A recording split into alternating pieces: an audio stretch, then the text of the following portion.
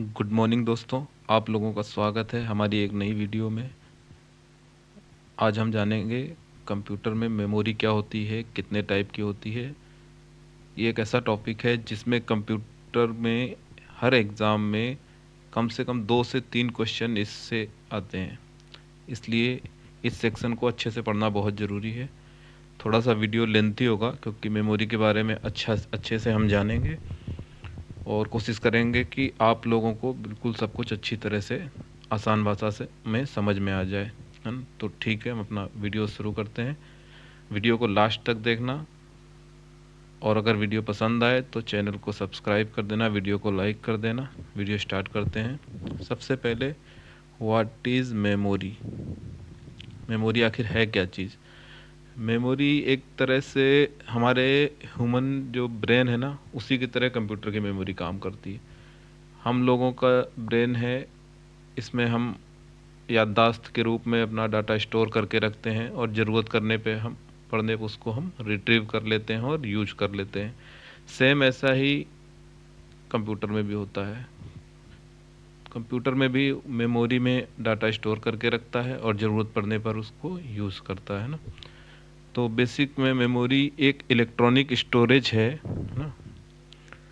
Electronic storage space है जहाँ पे कंप्यूटर अपना इंस्ट्रक्शन और डाटा को स्टोर करके रखता है और ज़रूरत होने पर जल्दी से जल्दी उसको एक्सेस कर लेता है ना। It is the place where information is stored for immediate use. Immediate use के लिए स्टोर की जाती है। Memory is an important component of a computer as without it the system wouldn't operate correctly, है ना। मेमोरी क्या है, एक बहुत ही इंपॉर्टेंट कंपोनेंट है कंप्यूटर के लिए और इसके बिना कंप्यूटर काम कर ही नहीं सकता क्योंकि जितने भी प्रोग्राम हैं, इंस्ट्रक्शन है, सब तो मेमोरी में सेव करके रखता है वो। तो बिना मेमोरी के वो काम नहीं कर सकता है। कंप्यूटर का ऑपरेटिंग सिस्टम हो गया, अदर जो सॉफ्टवेयर हो गए, वो सब मेमोरी की वजह से ही सही से फंक्शन कर पाते हैं, अदरवाइज कंप्यूटर सही से फंक्शन कर ही नहीं पाएगा, है ना। अब देखो, कंप्यूटर में मेमोरी कितने तरह की होती है ना। तो इन जनरल कंप्यूटर में मेमोरी को हम 3 टाइप्स में डिवाइड करते हैं। ये फोर्थ तो पॉइंट है वर्चुअल मेमोरी। ये इसको हम बताएंगे आगे क्या चीज़ होती है। बेसिकली हम इसे 3 में ही डिवाइड करते हैं। फर्स्ट में है आपकी प्राइमरी मेमोरी, सेकंड में है सेकेंडरी मेमोरी और थर्ड में है कैश मेमोरी। इस प्राइमरी मेमोरी को ही हम लोग रैम या फिर रोम कहते हैं, है ना। यही वो मेमोरी है जो कंप्यूटर के आपके सीपीयू के सबसे पास में होती है और वहीं से वो डाटा सबसे पहले और सबसे जल्दी उठाता है। तो और सेकेंडरी स्टोरेज में आपका आता है आपका हार्ड डिस्क, है ना, हार्ड डिस्क और अदर जो भी आपके स्टोरेज डिवाइस हैं, pen drive, CD drive, DVD drive, ये सब सेकेंडरी में आते हैं। प्राइमरी में आपका रैम और रोम आते हैं, ये 2 आते हैं।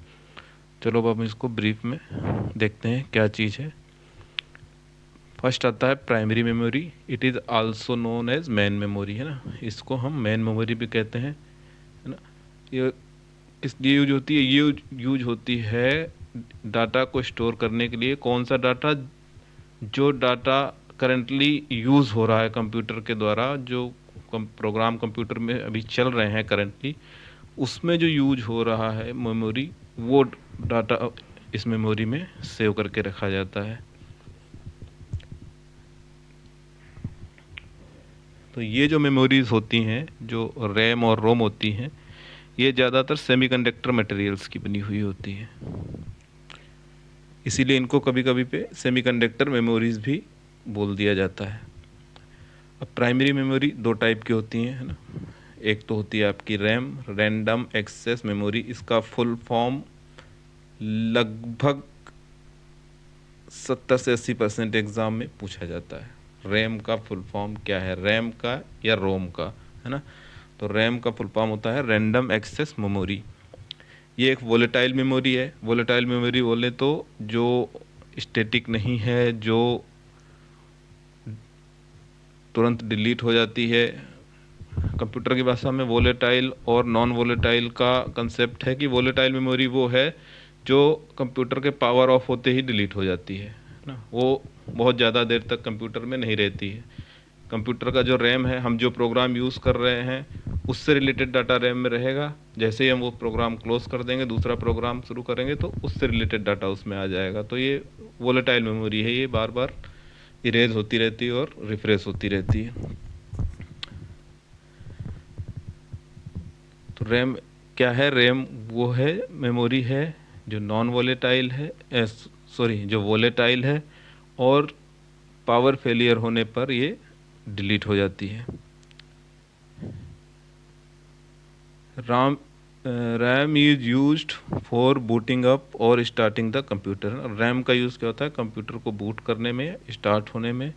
टेम्परेरी स्टोर प्रोग्राम डाटा, जो प्रोग्राम चल रहा होता है उस प्रोग्राम का डाटा ये टेम्परेरी रूप से रखता है। अभी रैम को हम दो पार्ट्स में डिवाइड करते हैं, S RAM, D RAM. S RAM होता है आपका स्टैटिक रैम ना। स्टैटिक रैम क्या करता है? ट्रांजिस्टर और जो सर्किट्स होते हैं उनको यूज़ करके ये मेमोरी बनाई जाती है। और ये जो आपका एस रैम होता है वो डाटा तभी तक रखता है as long as the power is applied. जब तक पावर अप्लाइड है तब तक डाटा रहेगा, जैसे ही पावर गई डाटा आपका आउट हो जाएगा। एक क्वेश्चन और है जो एग्ज़ाम में बार बार आता है आपके, कि जो फ्लिप फ्लॉप है ना, फ्लिप फ्लॉप। अभी रैम में क्या होता है? नंबर्स ऑफ फ्लिप फ्लॉप होते हैं जो कि आपका डाटा स्टोर करके रखते हैं। तो अब क्वेश्चन आता है कि एक फ्लिप फ्लॉप जो होता है, ईच फ्लिप फ्लॉप, वो कितना डाटा स्टोर करता है? तो उसका आंसर है 1 बिट। एक फ्लिप फ्लॉप आपका जो है वो 1 बिट का डाटा स्टोर करता है। ठीक है। It has less access time and hence it is faster. इसका एक्सेस टाइम कम है इसलिए ये फास्टर है, क्योंकि ये आपके सीपीयू के पास में होता है तो तुरंत डाटा जो उसको ज़रूरत होती है वहीं से उठाता है, इसलिए इसका एक्सेस टाइम भी कम है और ये इसीलिए फास्ट भी है। उसके बाद आता है आपका डायनेमिक रैम, है ना। डायनेमिक रैम क्या होता है? ये यूज़ करता है कैपेसिटर और ट्रांजिस्टर को, और डाटा को जो स्टोर करता है ये कैपेसिटर में चार्ज के रूप में स्टोर करता है। इसलिए इसको क्या है, बार बार रिफ्रेश करने की ज़रूरत पड़ती है ना। It's needs refreshing of charge on capacitor, क्योंकि जो चार्ज के रूप में डाटा स्टोर रहता है कैपेसिटर में तो उसको बार बार रिफ्रेश करना पड़ता है। चार्ज को हर मिली सेकेंड में वो डाटा को रिफ्रेश करता है। तो ये मेमोरी जो होती है ये एस रैम से स्लो होती है ना, क्योंकि इसमें बार बार रिफ्रेश करने की ज़रूरत पड़ती है, तो ये इसलिए ये उससे स्लो होती है। अब हम चलते हैं नेक्स्ट पार्ट में, रोम, है ना। दूसरा पार्ट है हमारा रीड ओनली मेमोरी। जैसे कि हमने रैम में देखा, इसमें डाटा बार बार डिलीट होता है, नया डाटा आता है, रिफ्रेश होता रहता है। रोम में डाटा एक बार अगर आपने डाल दिया या जो प्रोग्रामर ने एक बार डाटा उसमें डाल दिया तो फिर वो डाटा चेंज नहीं होता, सिर्फ आपको रीड ही कर सकते हैं उसको, उसके बाद आप उसे डिलीट नहीं कर सकते हैं। इसीलिए है it is non volatile memory, है ना। ये मेमोरी वोलेटाइल नहीं है, ये एक बार आपने डाटा डिलीट कर दिया तो फिर इसे हम डिलीट नहीं कर सकते, है ना। अब जो नॉन वोलेटाइल जो मेमोरी होती है वो डाटा तब भी स्टोर करके रखती है जब पावर सप्लाई फेल्ड हो जाती है या इंटरप्टेड हो जाती है या स्टॉप्ड हो जाती है। अब ये क्वेश्चन एक बनता है आपके एग्ज़ाम में कि dash types of memory stores data even the power is failed, है ना। कौन सी मेमोरी होती है जो डाटा पावर फेल होने के बाद भी स्टोर करके रखती है? तो वो आपकी कौन सी है? रोम है। अगर पूछता है कि कौन सी मेमोरी है जिसका डाटा पावर ऑफ होने के बाद डिलीट हो जाता है, तो वो आपकी रैम है ना। तो रोम में जो डाटा है वो बाइनरी फॉर्मेट में स्टोर होता है। उसमें हमने देखा कि फ्लिप फ्लॉप होता है ना, और एक फ्लिप फ्लॉप में 1 बिट का डाटा स्टोर होता है। इसमें डाटा बाइनरी फॉर्मेट में स्टोर होता है ना। और इसको परमानेंट मेमोरी भी बोलते हैं क्योंकि इसमें से डाटा डिलीट नहीं किया जा सकता, है ना। अब रोम बेसिकली 4 टाइप के होते हैं, है ना। एक तो मास्क्ड रोम होता है जो कि पहले यूज किया जाता था, आजकल नहीं यूज किया जाता है। ये hard wire device with a pre programmed collection of data और instruction where the first ROMs, है ना। ये जो फर्स्ट, सबसे फर्स्ट में जो रोम थी, वर द फर्स्ट रोम्स, मतलब जो फर्स्ट में जो रोम्स थी वो ये थी, एम रोम थी, मास्क्ड रोम। इसमें हार्ड वायर इसमें होती थी कॉइल्स टाइप की, उसमें डाटा आपका स्टोर करके रखा जाता था। ये लो कॉस्ट होती थी, है ना। एग्जाम्पल इसमें है बायोस चिप ओल्डर कंप्यूटर में। एक्चुअली में जो रोम आपका जो भी है वो ज़्यादातर प्रोग्राम ही है ना, उसको हम डिलीट नहीं कर सकते हैं, तो वो बायोस चिप में ही यूज होती है। रोम का यूज़ बायोस चिप या फर्मवेयर बनाने में ही होता है, सभी प्रकार के रोम्स का यूज, है ना। तो ये देखिए, ये तो फिर फर्मवेयर में या फिर बायोस चिप में जितने भी आपके रोम हैं वो सबका यूज़ ज़्यादातर सेम ही है, इसमें यूज़ में कोई अंतर नहीं है। उसके बाद प्रोम है आपका, है ना। प्रोम प्रोम क्या है? प्रोम आपका है प्रोग्रामेबल रीड ओनली मेमोरी, है ना। प्रोग्रामेबल है, प्रोग्राम किया जा सकता है लेकिन फिर भी एक ही बार किया जा सकता है, फिर उसको डिलीट नहीं किया जा सकता। This read only memory is modifiable once by the user, है ना। सिर्फ एक ही बार जब आप नया लेके आते हैं तभी आप उसमें प्रोग्राम लिख सकते हैं, उसके बाद फिर वो चेंज नहीं हो सकता, है ना। The user purchase a blank PROM, ये देखो ब्लैंक प्रोम खरीदता है और उसको प्रोग्राम करता है ना। उसके बाद है its content can't be erased once written, एक बार लिख दिया तो फिर इसका कंटेंट हम इरेज नहीं कर सकते, है ना। इसलिए प्रोग्रामेबल तो है, हमें ब्लैंक मिल जाती है ना। मास्क्ड क्या है? मास्क्ड में आपको कंपनी से, जो आपका जैसे बायोस वगैरह हो गया, कंपनी से ही डाटा लिख के आता है, आप उसमें कुछ नहीं कर सकते। प्रोग्राम क्या, आपको ब्लैंक मिल जाती है, आप उसको प्रोग्राम कर सकते हैं, बट एक बार प्रोग्राम कर दिया तो दोबारा इरेज नहीं कर सकते, है ना। यूज मैंने बताया सबका वही है, ज़्यादातर बायोस चिप बनाने में, है ना, माइक्रो कंट्रोलर में। उसके बाद आपका फर्मवेयर वगैरह जो होते हैं, गेम्स में आपने देखा होगा, गेम्स की जो पहले हमें कार्ट्रिज मिलती थी, जो आप कॉन्ट्रा और ये सुपर मारियो वगैरह एक वीडियो गेम आता था, उसमें हम वो कैसेट लगा के खेलते थे, वो कैसेट भी आपका रोम से ही बनता था। उसके बाद आपका हो गया टाइप ऑफ मेमोरी में अगला ई प्रोम, है ना। ई प्रोम क्या है?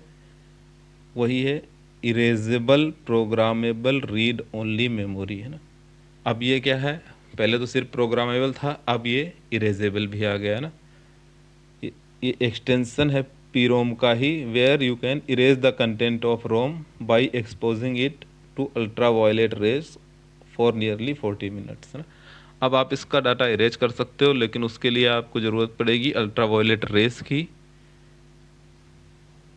40 मिनट तक के लिए आप उस रेस के सामने उस डाटा को रखेंगे तो आपका डाटा इरेज हो जाएगा। इरेज हो सकता है लेकिन लेंदी प्रोसेस है, टाइम ज़्यादा लगेगा, और अल्ट्रा वायलेट रेस से हमें इसे डिलीट करने की या इरेज करने की ज़रूरत पड़ेगी।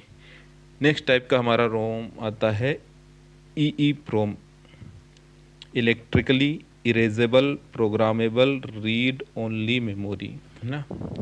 सेम है, उसके आगे अभी इलेक्ट्रिकली और जुड़ गया।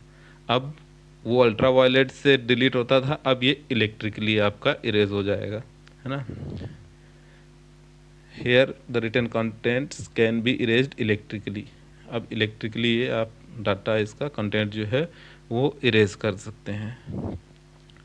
आप डिलीट कर सकते हैं, रीप्रोग्राम कर सकते हैं ईप्रोम को अप टू 10,000 टाइम्स। ये सब जो टर्म है ना, कितने टाइम कर सकते हैं, ये आपको याद रखने वाली चीज़ें हैं, क्योंकि ये एग्ज़ाम में ऐसे ही क्वेश्चन वो डालता है।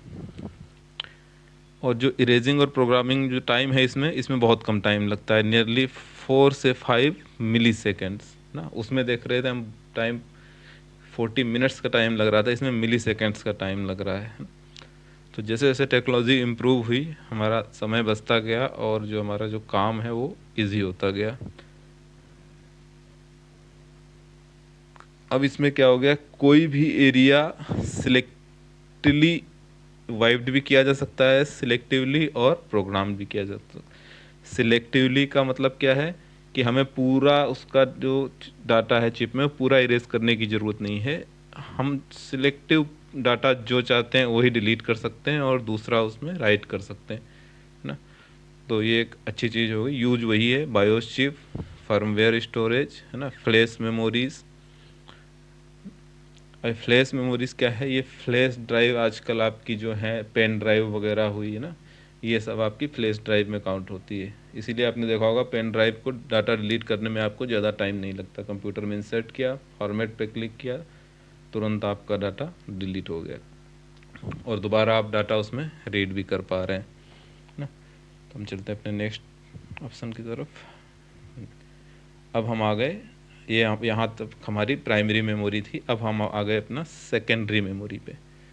तो सेकेंडरी मेमोरी क्या है, इसको हम ऑक्सिलरी मेमोरी भी कहते हैं ना। It is also known as auxiliary memory and backup memory, है ना, क्योंकि ये डिलीट नहीं होती है ना। सेकेंडरी मेमोरी की खासियत ये है कि ये भी नॉन वॉलेटाइल मेमोरी है और ये डिलीट नहीं होती, इसलिए इसको बैकअप मेमोरी भी कहते हैं। हम जो अपनी बैकअप फाइल्स वगैरह भी इसी में स्टोर करके रखते हैं, है ना।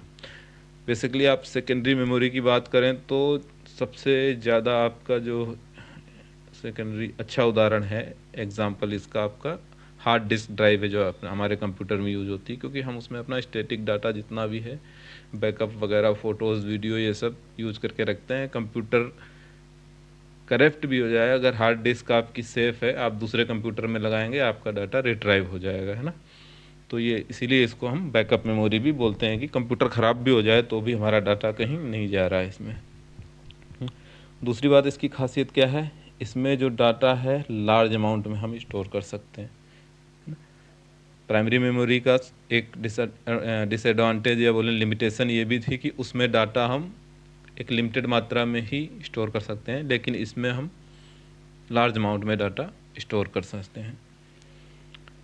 इसमें जो डाटा स्टोर करते हैं वो परमानेंट होता है और ये उससे स्लोअर होती है, क्योंकि यहाँ वो दूर है, डाटा ज़्यादा है, इसमें सर्च करने में टाइम लगता है, डाटा कहाँ है, इसलिए थोड़ा सा स्लो होती है। उससे हमें पता भी नहीं चलता कि स्लो है करके, मिली सेकेंड्स का ही अंतर है, लेकिन हाँ उसकी अपेक्षा में ये थोड़ी सी स्लो होती है। क्योंकि जो सीपीयू होता है ना, ये कभी भी सेकेंडरी मेमोरी को डायरेक्टली एक्सेस नहीं करता है। ये क्या करता है, ऑक्सिलरी मेमोरी से जो डाटा होता है ना, पहले मेन मेमोरी में ट्रांसफ़र होता है, सीपीयू वहाँ से डाटा उठाता है, इसलिए इसमें थोड़ा सा ये डिले हो जाता है। डायरेक्ट आपका जो सीपीयू है वो सेकेंडरी मेमोरी से कभी डाटा नहीं उठाता है। पहले डाटा कहाँ जाएगा, आपकी मेन मेमोरी में, वहाँ से फिर सीपीयू उस डाटा को उठाएगा। अब इसकी कैरेक्टरिस्टिक पे एक नज़र डाल लेते हैं, क्या क्या कैरेक्टरिस्टिक्स है इसकी। इट इज़ स्लो मेमोरी, है ना, बट रीयूजेबल है। स्लो है बट रीयूजेबल है। रिलेबल है, क्योंकि डाटा इसमें से डिलीट नहीं होता है, आपका पीसी बंद हो जाए, करप्ट हो जाए, कोई फ़र्क नहीं पड़ता।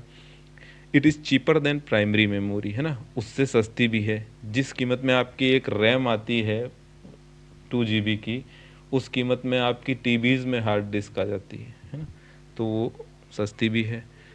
The storage capacity of secondary memory is large, बिल्कुल सही बात है, स्टोरेज कैपेसिटी इसकी लार्ज है। कंप्यूटर सिस्टम इसके बिना रन कर सकता है ना।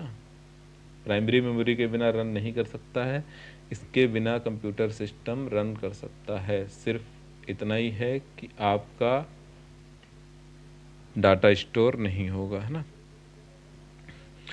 In secondary memory data is stored permanently even when the power is of. ये पॉइंट हम कई बार कवर कर चुके हैं ना। हम आगे चलते हैं। नेक्स्ट है हमारा कि जो सेकेंडरी मेमोरी होती है वो कितने टाइप की होती है ना। तो ये बेसिकली 3 टाइप की होती है। एक तो होती है मैग्नेटिक टेप, मैग्नेटिक डिस्क और ऑप्टिकल डिस्क। तो मैग्नेटिक टेप क्या होता है, ये पुराने ज़माने में यूज होती थी। शायद हो सकता है आप लोगों में से कुछ लोगों ने देखा भी ना हो। ये देखिए, जैसा आप ये देख रहे हैं ये वीडियो में, इस टाइप की एक कैसेट हुआ करती थी। ये आपकी ऑडियो कैसेट है ना।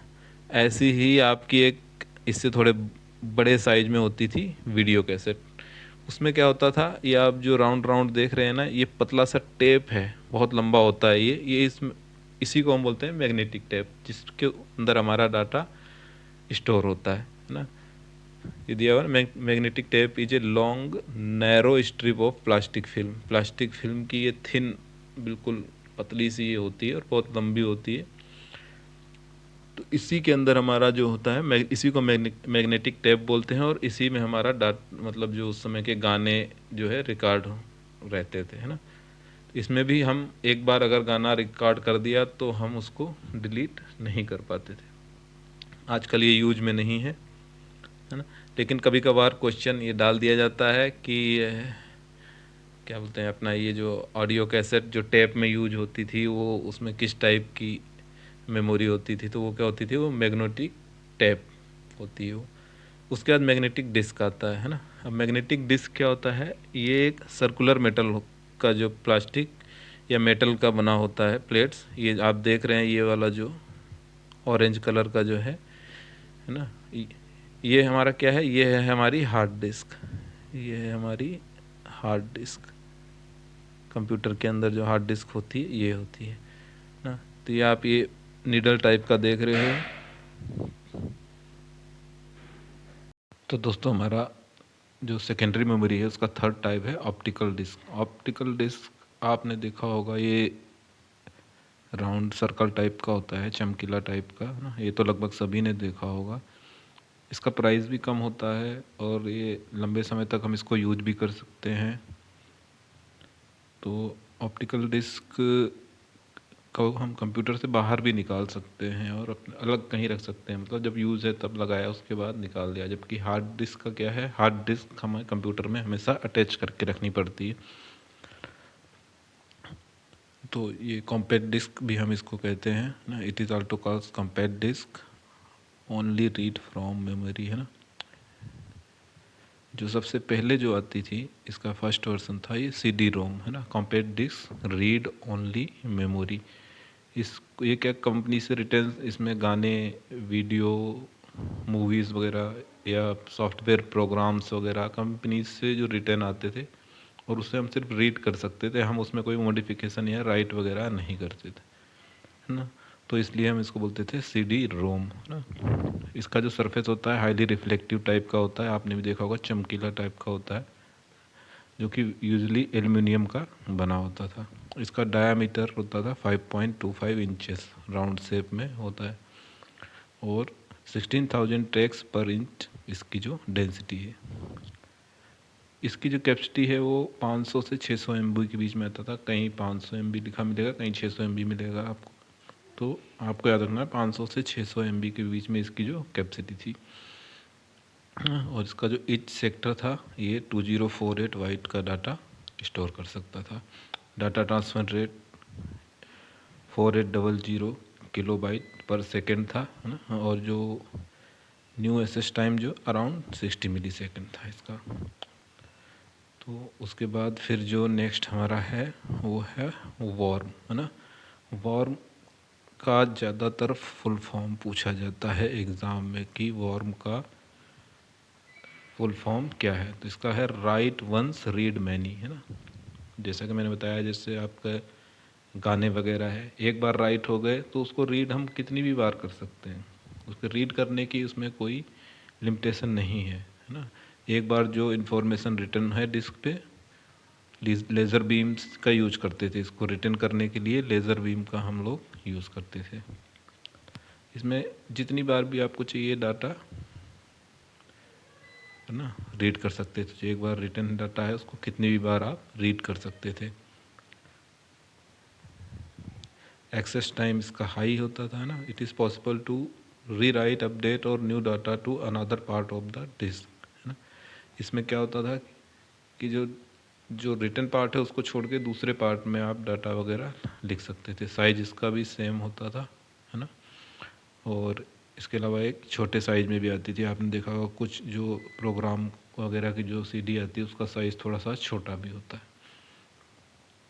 साइज 650 MB से 5.2 GB इसके मतलब सेगमेंट में वो आता था। उसके बाद हमारा आया था DVD, जिसको बोलते हैं डिजिटल वर्सटाइल डिस्क, या कहीं कहीं डिजिटल वीडियो डिस्क भी लिखा होता है ना।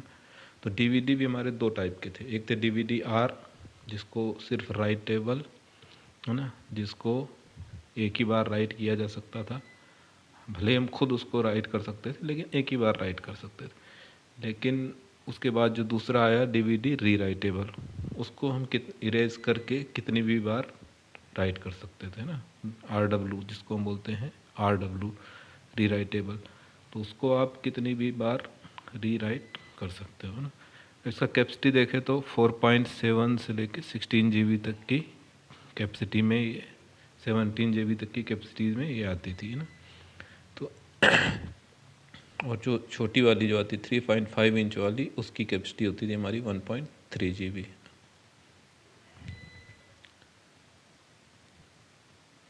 अब ये देखिए, इस चार्ट से हमें समझ में आएगा कि मेमोरी क्या क्या मेमोरी हमारी होती है ना। तो मेमोरी 2 टाइप्स की होती है, primary memory, secondary memory. Primary memory में फिर से 2 टाइप्स का होता है, रैम और रोम। रैम हमारे 2 टाइप के होते हैं, HD RAM, DD RAM. DD RAM के फिर ये 4 टाइप हैं, HD RAM, DDRR, SD RAM, RD RAM, है ना। DDR के फिर ये 5 वर्जन आए थे। ये जो रैम आती थी DDR, इसके आए थे version 1st, 2nd, 3rd, 4th and 5th। Last version इसका भी DDR5 है ना। सेकेंडरी में हमने देखा मैग्नेटिक टेप, जो अभी यूज़ में नहीं है, पहले यूज होती थी। मैग्नेटिक डिस्क, जो कि हमारी होती है हार्ड डिस्क ड्राइव, HDD, है ना। उसके बाद ऑप्टिकल डिस्क में आपका आ जाता है CD, उसके बाद DVD, है ना। उसके बाद फ्लैश मेमोरी, है ना। अभी फ्लैश मेमोरी में आपकी आती है पेन ड्राइव, है ना, पेन ड्राइव, है ना, ये आपकी आती है फ्लैश मेमोरी में। पेन ड्राइव हो गया। इसके बाद आपका जो आता था कार्ड, ये अपना क्या बोलते हैं, मेमोरी कार्ड, वो भी आपका फ्लैश ड्राइव का ही एक एग्जांपल है। उसके बाद जो हमारा है टाइप, वो है कैश मेमोरी, है ना, कैश मेमोरी। तो कैश मेमोरी क्या होता है हमारा, कैश मेमोरी जो आपका CPU और रैम के बीच में होती थी, इसलिए इसका एसेसेबल टाइम रैम से भी कम होता था, इसलिए ये रैम से भी ज़्यादा फास्टर, है ना। क्यों, ये CPU और अपना जो रैम के बीच में होती थी। ये सेमीकंडक्टर मटेरियल की बनी हुई होती थी, इसलिए इसको सेमीकंडक्टर मेमोरी भी बोलते हैं। और सेमीकंडक्टर मटेरियल से बनी हुई के कारण ये कॉस्टली भी होती थी, है ना। और इसमें डाटा जो स्टोरेज कैपेसिटी है वो भी सबसे कम इसी की है, लेकिन सबसे फास्ट मेमोरी ये है ना। तो अगर पूछे कि इनमें से कौन सी मेमोरी सबसे फास्ट है या जिसका एसेसिबल टाइम ज़्यादा, क्या वर्ड यूज़ होता है, एसेसिबल टाइम किसका सबसे कम है, तो कैश मेमोरी का सबसे कम एसेसिबल टाइम है। एक और आता है कि इनमें से कौन सा मेमोरी आपके CPU के सबसे पास में होता है, तो उसमें भी कैश मेमोरी। अगर कैश मेमोरी नहीं है तो फिर आपका रैम आंसर आएगा, है ना। ठीक है, इस टाइप के क्वेश्चन पूछे जाते हैं मेमोरी से। तो कैश मेमोरी के एडवांटेज क्या क्या होते हैं, एक तो फास्टर होता है, मेन मेमोरी से भी फास्टर होता है ये, है ना। जब मेन मेमोरी से इसको कंपेयर करते हैं तो ये लेस टाइम एक्सेस टाइम है इसका, मेन मेमोरी से कम है, क्योंकि ये CPU के और ज़्यादा पास में है। ठीक है, it keeps the program that can be run in a short amount of time. जो प्रोग्राम मतलब बहुत जल्दी जिनको एक्सेस करने की ज़रूरत होती है, वही प्रोग्राम इसमें हम स्टोर करके रखता है कंप्यूटर ना। टेम्परेरी यूज होती है, ये भी एक तरह की वोलेटाइल मेमोरी ही है। अब इसकी डिसएडवांटेज वही है, सेमीकंडक्टर मटेरियल से बना है, एक्सपेंसिव है ना, साइज कम है, और उसके बाद क्या बोलते हैं, वोलेटाइल है। ये सब इसके डिसएडवांटेज हैं। ये देखिए दोस्तों, उसके बाद हमारा आता है ब्लू रे डिस्क, है ना। ब्लू रे डिस्क, ये आपका जो CD रोम DVD ये सब हमने पढ़ा, इसी का एक टाइप है ब्लू रे डिस्क। इसकी कैपेसिटी ज़्यादा, इसकी कैपेसिटी हमारी होती है 25 GB की कैपेसिटी होती है इसकी, ब्लू रे की। ठीक है, DVD का ही टाइप है, बट ये इसकी कैपेसिटी उनसे ज़्यादा होती है। उसके बाद कुछ मेमोरीज होती हैं जो मतलब एक्चुअल में है नहीं। एक होती है वर्चुअल मेमोरी। वर्चुअल मेमोरी क्या होती है कि जब हमारा रैम फुल है और कंप्यूटर को कुछ और मेमोरी की ज़रूरत है प्रोसेस वगैरह करने के लिए, तो वो आपके हार्ड डिस्क का कुछ मेमोरी यूज करता है ना, उस मेमोरी को हम बोलते हैं वर्चुअल मेमोरी। देखिए, virtual memory is an OS technique that extend physical RAM by using hard disk drive space. Hard disk drive का स्पेस यूज करके ये रैम का फिजिकल स्पेस बढ़ा लेता है ना। तो जो कंप्यूटर को जो लार्ज एप्लीकेशन जिसमें ज़्यादा मेमोरी की ज़रूरत होती है रन करने के लिए, उस समय ये हेल्प करती है। उसके बाद एक होता है हमारा टर्म क्लाउड स्टोरेज, है ना। इससे क्वेश्चन बहुत बार एग्ज़ाम में ये बनता है कि इनमें से कौन सा क्लाउड स्टोरेज का एग्जाम्पल है ना, या क्लाउड स्टोरेज में डाटा कहाँ सेव होता है। इस टाइप से एक दो क्वेश्चन इससे बनते हैं एग्जाम में। तो क्लाउड स्टोरेज क्या है, एक सर्विस है ये ना, जो आपको कोई सर्विस प्रोवाइडर है एक सर्विस देता है कि आप ऑनलाइन नेट का यूज करके आपका डॉक्यूमेंट, फोटो, वीडियोस बैकअप के रूप में आप, ताकि आपका पूरा सिस्टम, आपका पूरा रूम ख़त्म हो जाए, आपका हार्ड डिस्क वगैरह सब खत्म हो जाए, तो भी आपका बैकअप आपका ऑनलाइन है, आप दूसरे सिस्टम से लॉगिन करके उसको एक्सेस कर सकते हो ना। तो ये बहुत ही एक अच्छी चीज़ है, यूज़फुल चीज़ है ये, है ना। तो ये कुछ लिमिटेड स्पेस तक सब अपनी कंपनियां अलग अलग तरीके से कुछ लिमिटेड स्पेस फ्री में प्रोवाइड करती हैं। उसके अलावा आपको ज़्यादा स्पेस चाहिए तो फिर आपको चार्ज करना पड़ता है उसका। तो ये है आपका क्लाउड स्टोरेज ना। अब इसका एग्जांपल देख लीजिए, गूगल ड्राइव, ड्रॉप बॉक्स, है ना, आई क्लाउड, वन ड्राइव, ये सब आपके क्लाउड स्टोरेज के एग्जांपल हैं। तो इन्हीं में से कोई एक ऑप्शन देके, बाकी कुछ दूसरे ऑप्शन देके वो पूछ लेता है कि इसमें से कौन सा क्लाउड स्टोरेज का एग्जांपल है। तो ये टाइप है, तो ये हमें याद रखना है ना। उसके बाद हमारा देखिए, अब हम थोड़ा सा कंपैरिजन कर लेते हैं प्राइमरी मेमोरी और सेकेंडरी मेमोरी। प्राइमरी मेमोरी में क्या आता है, रैम आता है, कैश आता है, रोम आता है ना। सेकेंडरी मेमोरी में आपका आता है हार्ड डिस्क ड्राइव, एसएसडी और यूएसबी। ये टेम्परेरी मेमोरी होती है, इमीडिएट प्रोसेसिंग के लिए यूज होती है। ये परमानेंट स्टोरेज होता है आपका, लॉन्ग टर्म डाटा रिटेंशन के लिए यूज होता है ना। ये बहुत फास्ट होती है, नैनो सेकेंड्स में इसका एक्सेस टाइम होता है। ये स्लोवर होती है, मिली सेकेंड में इसका एक्सेस टाइम होता है। ये डाटा स्टोर करती है जो करेंटली में यूज हो रहा है उसको। ये करती है आपका ऑपरेटिंग सिस्टम हो गया, प्रोग्राम्स हो गया, एप्लीकेशन सॉफ्टवेयर्स हो गए, या आपके फ़ोटो वीडियो जो भी है उसको ये स्टोर करके रखता है। अब देखो कंप्यूटर मेमोरी काम कैसे करता है ना। अब हमने देखा कि कंप्यूटर मेमोरी में कौन कौन सी मेमोरी होती हैं और वो काम कैसे करता है। सबसे पहला तो आपको इनपुट हो गया, आपके कंप्यूटर में इनपुट आ गया है ना। इनपुट आ गया, प्रोसेसिंग का काम शुरू होता है, उसके लिए चाहिए उसको मेमोरी। तो आपकी जो प्राइमरी मेमोरी होती है वो तो मदरबोर्ड में ही होती है, आपकी जो रैम होती है वो मदरबोर्ड में ही होती है ना, ये रैम। तो पहले तो वहाँ से उसे जिस डाटा की ज़रूरत है उस डाटा को वो वहाँ से ले लेती है। अगर नहीं, जो डाटा हार्ड ड्राइव में है वहाँ लेना है तो वो, जैसे प्रोसेस के बाद डाटा सेव करना है हार्ड ड्राइव में तो चला गया ना, ये कुछ डाटा उसे हार्ड ड्राइव से उठाना है तो उधर से इधर आ गया, ठीक है। फिर उसको प्रोसेस वगैरह होने के बाद एक आपका ये आउटपुट के लिए चला गया।